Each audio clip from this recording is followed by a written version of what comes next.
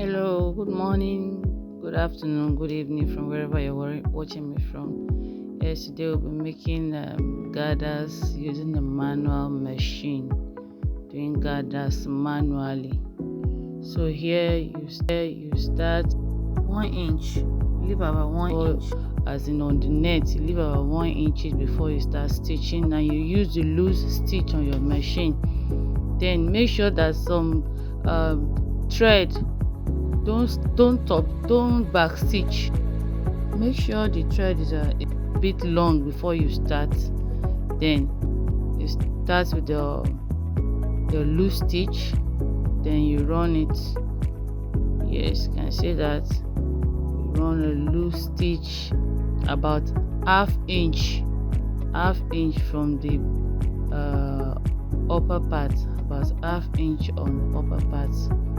Then here we are running it. Here I use 8 yards on each step. I have about 3 steps that I made for the gown. I use 8 yards on each step. Yes, expect something like this. So the thread you have cut here new, so we just have to continue. I had to refix the thread again.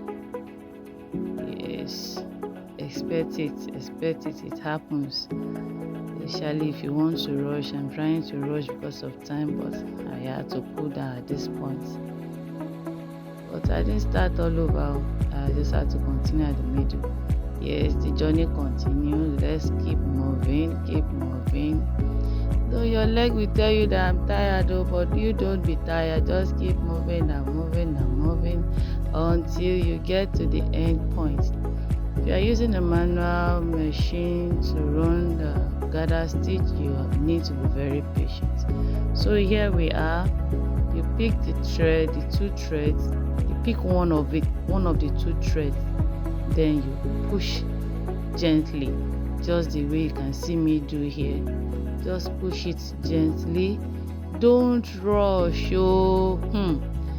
Don't rush. Imagine running a stitch on 8 yards and you rush and you hear "kwe," as in you allow it to break, or as in the thread to cut.